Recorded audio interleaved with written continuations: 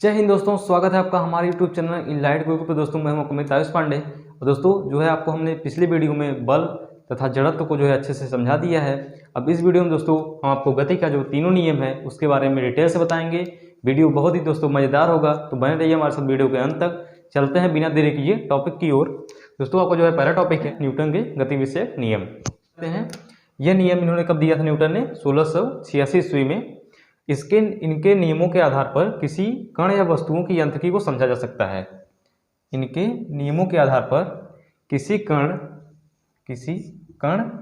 या वस्तुओं की यांत्रिकी को समझा जा सकता है जिनमें द्रव्यमान होता है। ठीक है, मतलब इनका कहना यह था, इनका जो नियम है इसके अनुसार मतलब आपकी जो वस्तु है, जैसे इस वस्तु में भी भार है, इस वस्तु में भार है। अब कोई भी जैसे ये डस्टर ले रहे हैं, इसमें भी कोई ना कोई भार होगा, तो इन वस्तुओं की जो है यांत्रिकी को आप इस नियम के हिसाब से समझ सकते हैं। तो ये जो है इन्होंने नियम दिया था। इन्होंने तीन नियम प्रतिपादित किया। इस नियम के अनुसार यदि कोई वस्तु गति की अवस्था में है तो वह गति की अवस्था में बनी रहना चाहेगी, यदि वो विराम की अवस्था में है तो वह विराम की अवस्था में बनी रहना चाहेगी। और वो कब तक अपनी अवस्था में बनी रहना चाहती है? जब तक कि उस पर कोई बाह्य बल आरोपित न किया जाए। मतलब जैसे मान लीजिए ये वस्तु है, ये वस्तु कोई गतिमान अवस्था में है, तो ये तब तक गतिमान अवस्था में रहना चाहेगी जब तक हम इस पर कोई बाह्य बल लगा के इसको न रोकेंगे। ठीक है दोस्तों, उम्मीद करेंगे आपको जो है इसका जो है पहला नियम आपको हमने तभी बता दिया था जब आप जड़त्व पढ़ रहे थे, तो अभी हमने आपको बताया था कि अगर ये टॉपिक आपको समझ में आ गया है तो आपको जो है न्यूटन का प्रथम नियम आपको बहुत अच्छी तरीके से समझ में आ गया होगा। तो दोस्तों इसमें एक जो पॉइंट है, इसे जो है आपका जड़त्व का नियम भी कहते हैं। जो न्यूटन का गति विषयक प्रथम नियम है इसे हम जड़त्व का नियम भी कहते हैं। हम पहले संवेग को पढ़ लेते हैं, इसके बाद जो है हम न्यूटन का जो है द्वितीय नियम पढ़ेंगे तो हमको ज़्यादा बेटर समझ में आएगा। तो चलते हैं संवेग को समझते हैं। तो दोस्तों पहले इसकी जो हम थ्योरी समझ लेते हैं। क्या समझते हैं? इसकी थ्योरी। मैं इसकी थ्योरी जो है यहाँ पे लिख रहा हूँ।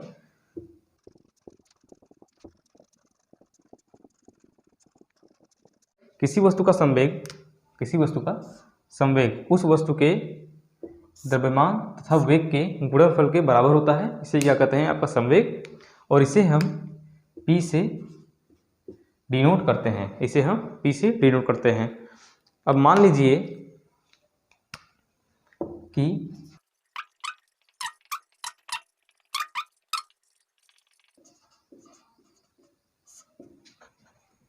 हम मान लेते हैं किसी वस्तु का द्रव्यमान m है तथा वस्तु का वेग v है, तब उस वस्तु का संवेग क्या होगा? तो आपको जो संवेग है, संवेग हमको पता है क्या है। संवेग उस वस्तु के द्रव्यमान तथा वेग के गुणनफल के बराबर होता है। तो यहाँ से जो है आपका फार्मूला निकल के आता है संवेग का, P = mv। क्या फार्मूला आता है आपका? P = mv। अब आपका एक जो है नोट का पॉइंट है, इसको आप समझिए और इसको जो है लर्न कर लीजिए। आपका नोट क्या है?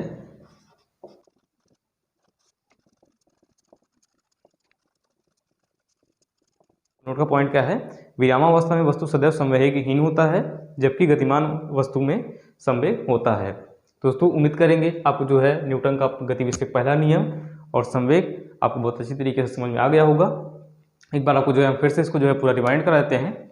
आपका जो है संवेग क्या है? किसी वस्तु का संवेग उस वस्तु के द्रव्यमान तथा वेग के गुणनफल के बराबर होता है। मान लीजिए किसी वस्तु का द्रव्यमान m है तथा उसका वेग v है, तब उस वस्तु का संवेग कितना होगा? तो संवेग हो जाएगा, संवेग को हम p से प्रदर्शित करते हैं, तो संवेग p बराबर हो जाएगा mv। वस्तु का द्रव्यमान m तथा उसका वेग v। ऐसे हम आपको जो है एक नोट का पॉइंट बताया कि विरामावस्था में वस्तु सदैव संवेगहीन होता है, जबकि गतिमान वस्तु में संवेग होता है। दोस्तों आप चाहे यहाँ तक का स्क्रीनशॉट ले लीजिए। अब हम चलेंगे न्यूटन के गति विषयक द्वितीय नियम की ओर। दोस्तों जो आपका अगला टॉपिक है वह है न्यूटन के गति विषयक द्वितीय नियम का। आइए दोस्तों अब चलते हैं, इसका तो थोड़ा थ्योरी है, इसको जान लेते हैं। इस नियमानुसार किसी वस्तु पर कार्यरत बल, जो आपका किसी वस्तु पे कार्यरत बल है, वह वस्तु के संवेग परिवर्तन की दर के समानुपाती होता है। इस नियमानुसार किसी वस्तु पर कार्यरत बल वस्तु के संवेग परिवर्तन की दर के समानुपाती होता है तथा संवेग में परिवर्तन लगाए गए बल की दिशा में होता है। अब हम माना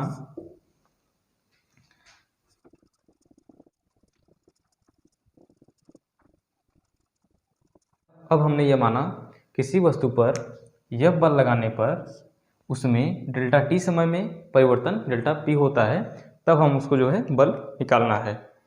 इस नियमानुसार किसी वस्तु पर कार्यरत जो बल है, ठीक है, इस नियमानुसार जो आपकी वस्तु पर जो कार्यरत बल है वह समानुपाती है किसके,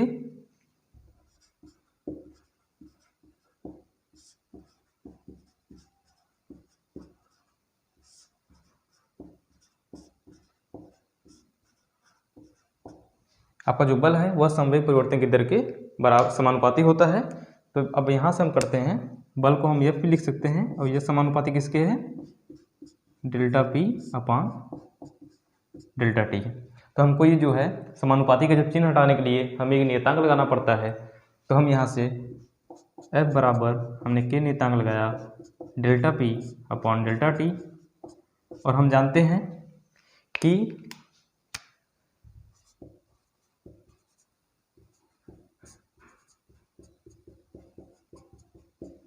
जो CGS पत्ती हो या SI पत्ती, के का मान हमेशा कितना होता है, 1 होता है।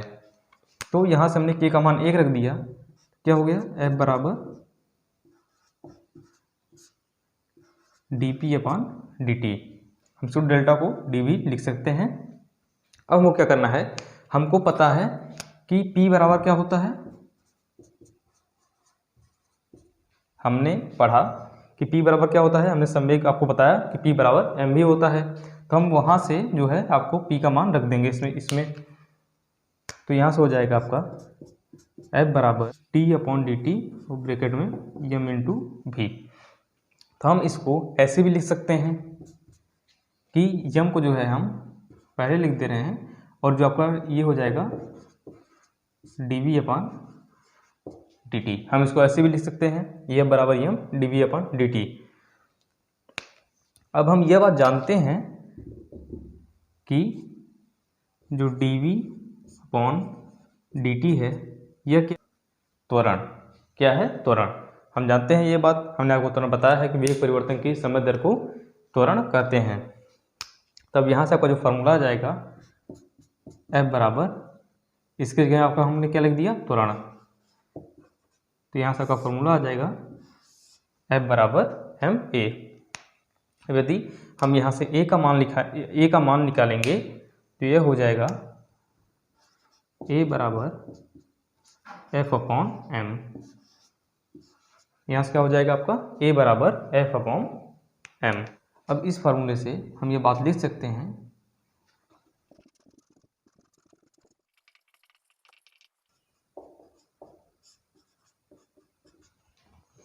अतः हम ये बात कह सकते हैं कि नियत बल के कारण किसी वस्तु में उत्पन्न त्वरण उसके द्रव्यमान के व्युत्क्रमानुपाती होता है।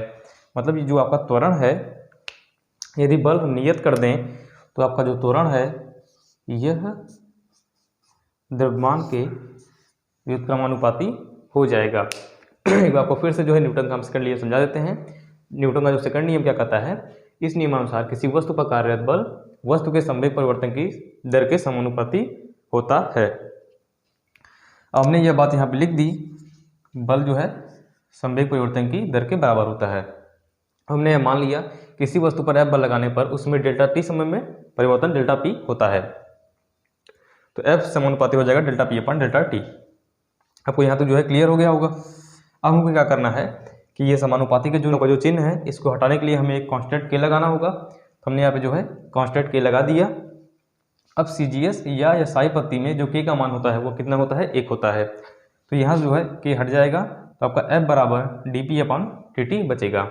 हम जानते हैं कि dP बराबर जो आपका P होता है यह mv के बराबर होता है। हमने आपको संवेग बताया, संवेग बराबर कितना होता है, द्रव्यमान गुणे वेग। तो हमने यह जो है यहाँ पे रख दिया, इसका हम इसको m into dV upon dt भी लिख सकते हैं। तो यहाँ से हमको पता है कि dV अपॉन dt बराबर त्वरण होता है। तो यहाँ से हमने फार्मूले रख दिया, तो F बराबर ma आ गया। अब यहाँ से हमको a का मान निकालना है, तो a बराबर F अपॉन m हो जाएगा। तो हमको यहाँ से एक बात पता चली कि नियत बल के कारण, यदि हम बल को नियत कर दें तो उसके कारण किसी वस्तु में जो उत्पन्न त्वरण है उसके द्रव्यमान के व्युत्क्रमानुपाती होता है। यह पॉइंट आपको जो है लर्न करना है, यह पॉइंट आपके समझने की चीज़ है। तो यहाँ से जो ए है वह द्रव्यमान के व्युत्क्रमानुपाती हो जाएगा। दोस्तों आप चाहें तो यहाँ तक का स्क्रीनशॉट ले लीजिए। चलते हैं अब अगले टॉपिक की ओर। दोस्तों आपका जो अगला टॉपिक है वह है आवेग। दोस्तों इसके बाद हम जो है गति का तृतीय नियम पढ़ेंगे। पहले हम जो है आवेग को समझ लेते हैं। बहुत ही इंपॉर्टेंट टॉपिक है, बहुत ही मज़ेदार है। अब इसमें क्या है, सिंपली जो है आपको इसको जो है डिफिनीशन आपको बताते हैं। आवेगी बल तथा समयांतराल, आवेगी बल तथा समयांतराल के गुणनफल को बल का आवेग कहते हैं। अब दोस्तों आप सोचोगे कि ये आवेगी बल क्या होता है। अब आप सोचोगे कि यह आवेगी बल क्या होता है, तो मैं आपको जो है इसको मौखिक बता दे रहा हूँ। आपका जो आवेगी बल होता है यह एक बहुत ही बड़े परिमाण का बल होता है, अत्यधिक बड़े परिमाण का बल होता है जो किसी वस्तु पर बहुत ही अल्प समय के लिए लगता है तथा उस वस्तु के संवेग में अत्यधिक परिवर्तन कर देता है। यही आपका जो होता है आवेगी बल होता है। आपको जो है इसका फार्मूला बता देते हैं।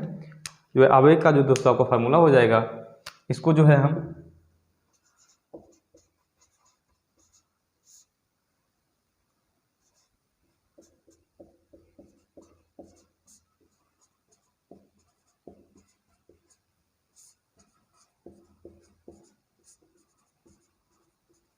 और जो है इसको हम आई से प्रदर्शित करते हैं।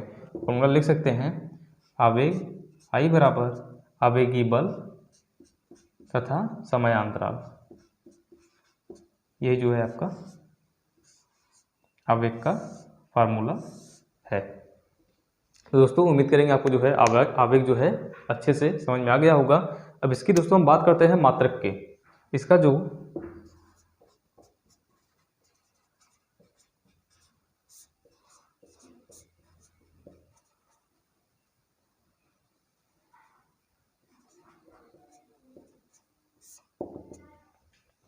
ईसाई पत्ती में जो आवेग का मात्रक होता है वह क्या होता है, यफ का मात्रक क्या होता है, आपको हमने बताया था यफ का जो मात्रक होता है वो होता है न्यूटन।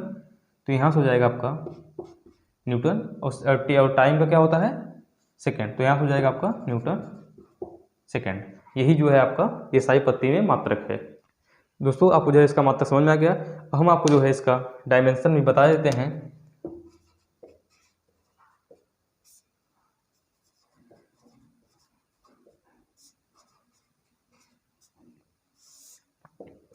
दोस्तों आवेग की बीमा क्या होगी। अब हमको क्या करना है, फर्स्ट स्टेप इसका जो है आपको फार्मूला पता है, इसका हमने मात्रक भी देख लिया है। तो आपको सिंपली पता है दोस्तों, हमने आपको बल का जो है बीमा बताया था। तो बल का बीमा हमने आपको क्या बताया था, mL/T⁻²। और टाइम का जो है टाइम, तो इसके पावर प्लस का 1 है और यहाँ पे जो है टाइम में माइनस का 2 है।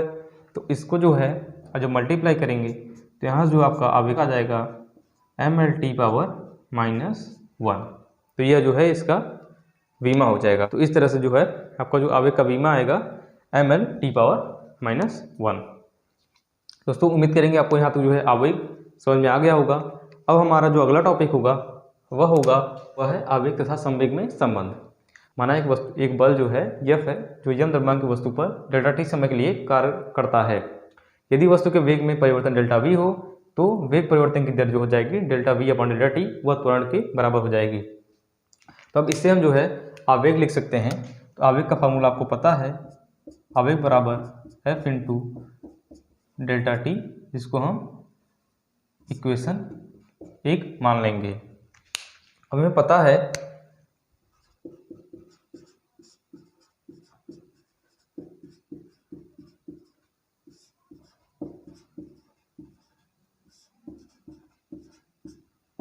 हमें क्या पता है, गति के द्वितीय नियम से हमने पढ़ा है F बराबर m इंटू ए। क्या पढ़ा है हमने, F बराबर m इंटू ए। अब इसे हम इक्वेशन 2 मान ले रहे हैं। अब हम जानते हैं कि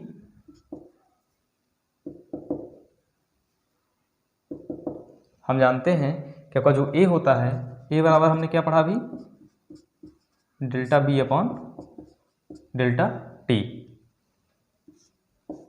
तब आपका जो बल है वो हो जाएगा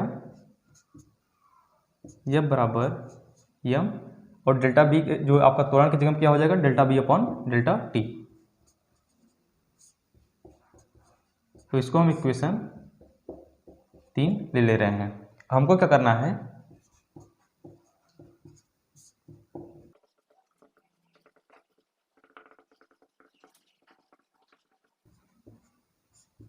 हम क्या करना है, समीकरण 1 में समीकरण 3 से बल का मान रख देना है, तो जो है आपका आवेग तथा संवेग में संबंध आ जाएगा। आइए करते हैं। आपका फॉर्मूला क्या है, आई है। अब यहाँ से हमको बल का क्या मान रखना है, जो है यहाँ समीकरण 3 से रखना है। तो यहाँ से हो जाएगा m dv upon delta T into यहाँ से जो है डेल्टा टी।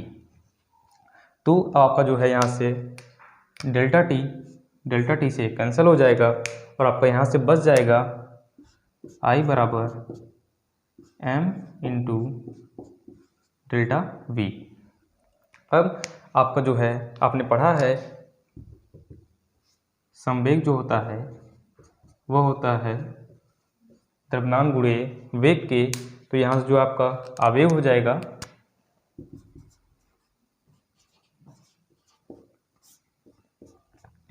ये बराबर हो जाएगा डेल्टा पी के। तो यही जो है आपका आवेग तथा संवेग में संबंध। अब इससे हम एक बात कह सकते हैं कि जो आपका आवेग है यह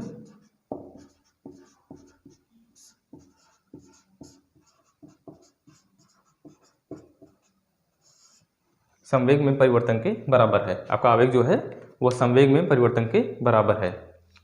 तो उम्मीद करते हैं आपको जो है आवेग तथा संवेग में संबंध का जो डेरिवेशन है वो आपको अच्छी तरह से समझ में आ गया होगा। मैं आपको जो है फिर से एक बार समझा दूं कि हमने माना था कि एक बल F है जो m द्रव्यमान की वस्तु पर डेल्टा टी समय के लिए कार्य करता है। यदि वस्तु के वेग में परिवर्तन डेल्टा v हो तो वेग परिवर्तन की दर डेल्टा v अपन डेल्टा टी बराबर त्वरण a होगा। अब आता है आवेग। हम आवेग को जो है आपका जो फार्मूला आवेग का जो है आपको बता चुके हैं, जो है I बराबर F मल्टीप्लाई डेल्टा टी। ठीक है, इसको हमने इक्वेशन 1 मान लिया। अब गति के द्वितीय नियम से हमने पढ़ा है F बराबर ma, तो हमने इसको जो है इक्वेशन 2 मान लिया। हमको पता है त्वरण A बराबर delta v upon delta T होता है, तो हमने वहाँ से F बराबर ma में a का मान रख दिया, तो हमें मिल गया समीकरण 3।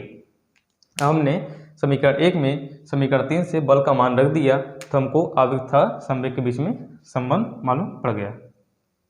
दोस्तों अब उम्मीद करते हैं आपको जो है यहाँ तक समझ में आ गया होगा। आप चाहें तो यहाँ तक का स्क्रीनशॉट ले सकते हैं। अब हम चलेंगे गति के तृतीय नियम की ओर। तीसरा टॉपिक है वह है Newton third law of motion, मतलब न्यूटन के गति विषयक तृतीय नियम क्या है।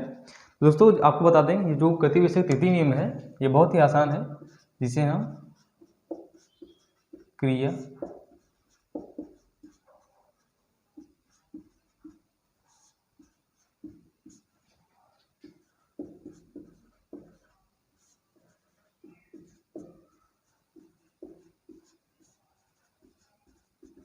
इसे हम क्रिया प्रतिक्रिया का नियम भी कहते हैं। इसमें क्या होता है दोस्तों, जो जिससे हम किसी वस्तु पे बल लगाते हैं तो वह भी वस्तु हमारे ऊपर बल लगाती है।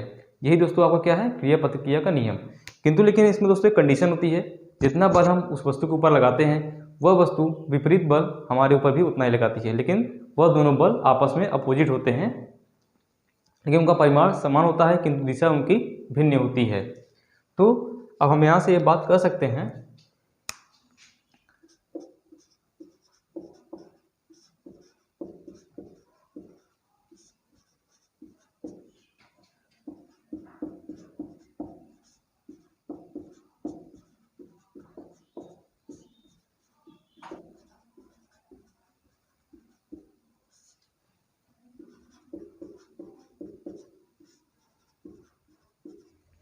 इस नियम के लिए हमको क्या है, दो वस्तु की आवश्यकता होती है। मतलब हम जिस वस्तु पे बल लगा रहे हैं उस वस्तु की, और उस वस्तु द्वारा जो हमारे ऊपर बल लगाया जाएगा वो हम एक वस्तु हो जाएंगे। तो इसमें क्या है, दो वस्तु की आवश्यकता होती है। अब इसका जैसे हम आपको एक एग्जाम्पल बताते हैं। जैसे मान लीजिए कोई रॉकेट जो है आपका, जैसे मान लीजिए